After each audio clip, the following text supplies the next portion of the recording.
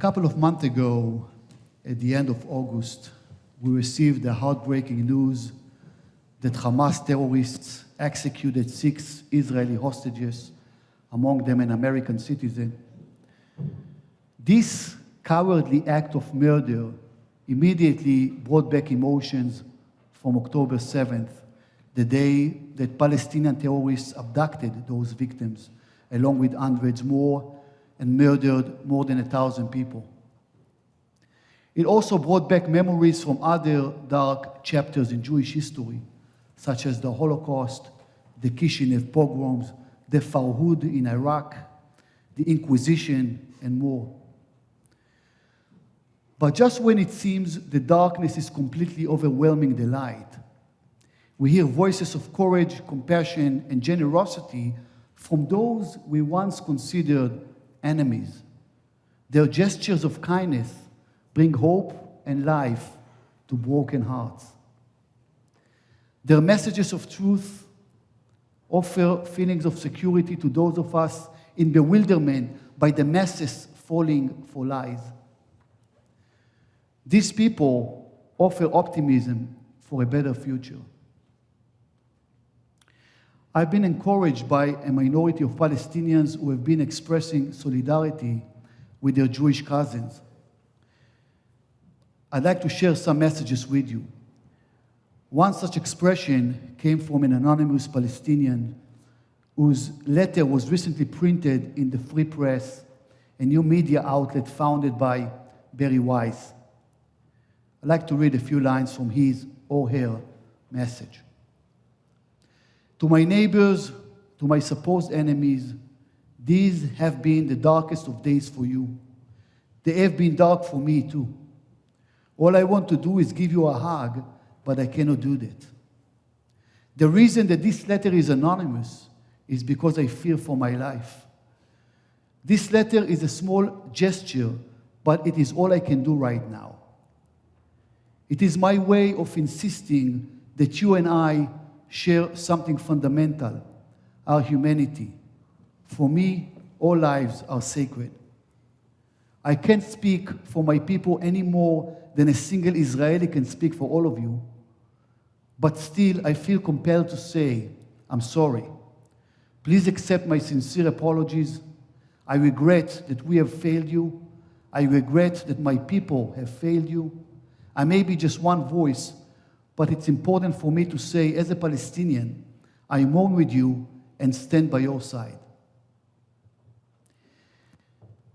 I would like to say that we mourn with these people too.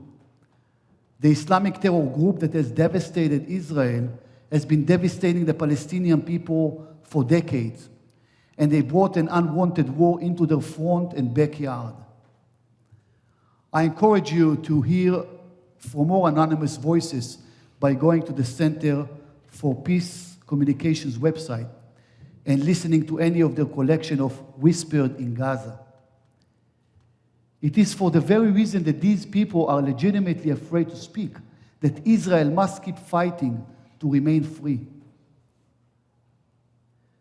Some Palestinians have managed to escape the grip of the terrorists that have inhibited their freedom to speak.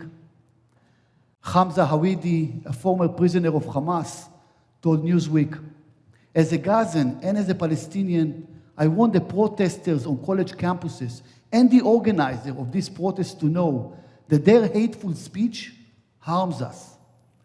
The Jewish person or Israeli you are intimidating during your rally may be the granddaughter of a Holocaust survivor or a family member of an Israeli slain or abducted by Hamas on October 7.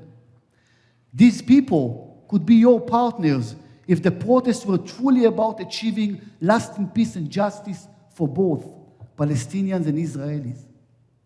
He continued, "All these foolish dreams about eradicating Israel are disgusting and will never be achieved. Both Palestinians and Israelis are here to stay. If the protesters cared about Palestinians, they would have one central demand: Hamas must surrender.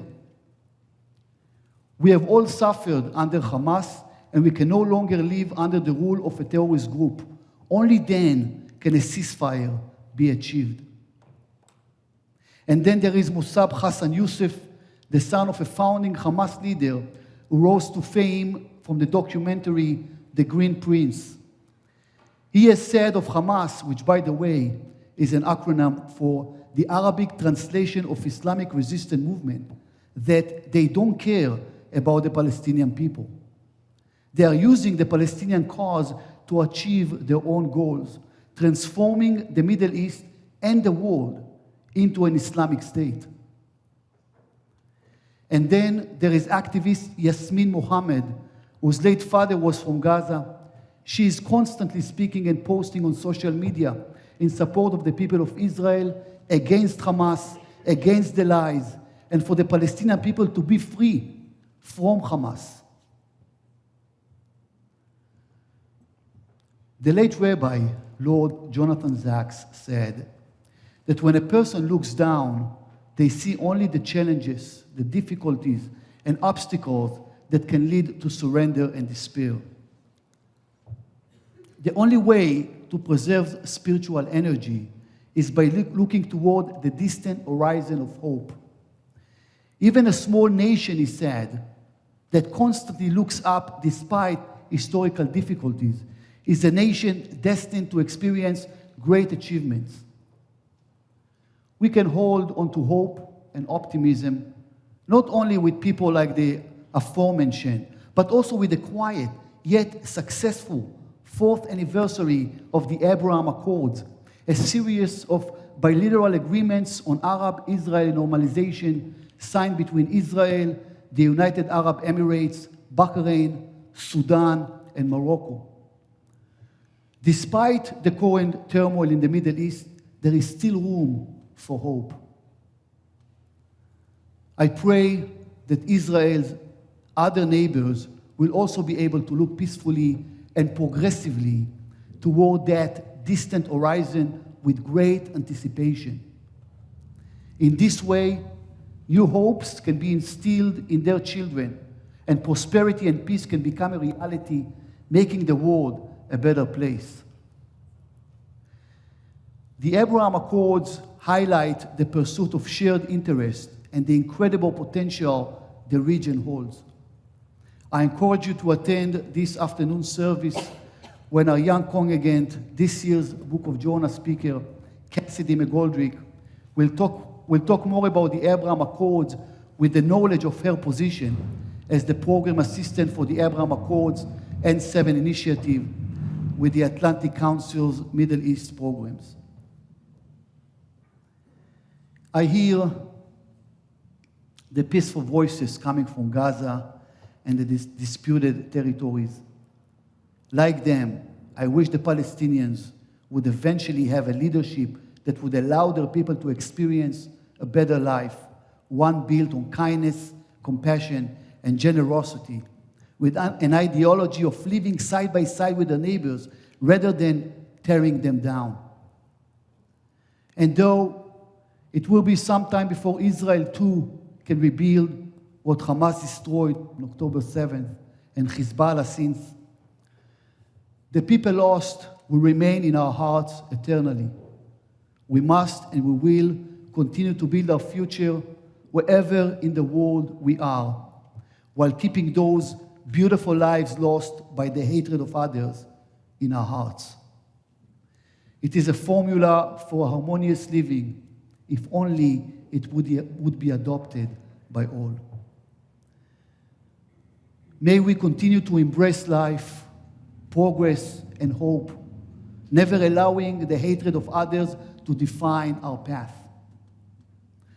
Let us draw from our collective experiences to create a better tomorrow, filled with peace, prosperity, and understanding. May the coming year be one of growth, unity, peace, and renewal for all. And let us say, Amen.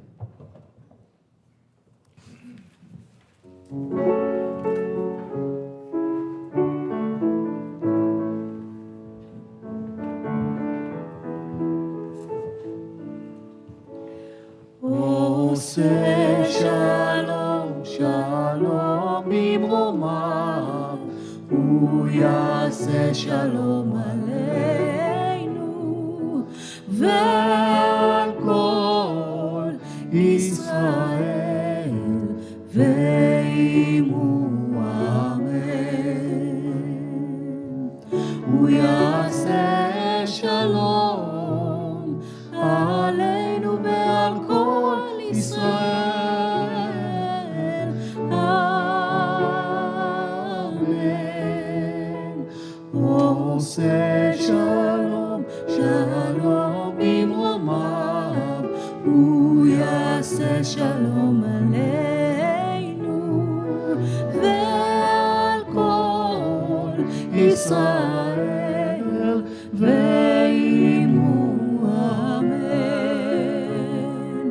ועל כל ישראל ועמו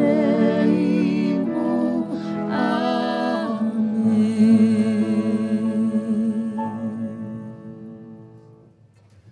גמר חתימה טובה. I hope to see you later today at our services. 3 p.m. children service, 3:30 healing service with Tuti and Ron. 4:30 Mincha afternoon service with our guest, the Book of Yonah speaker, Cassidy McGoldrick, and a conclusion, Ne'ilah, at 5:45. I hope to see you then. Gmar Chatima Tova.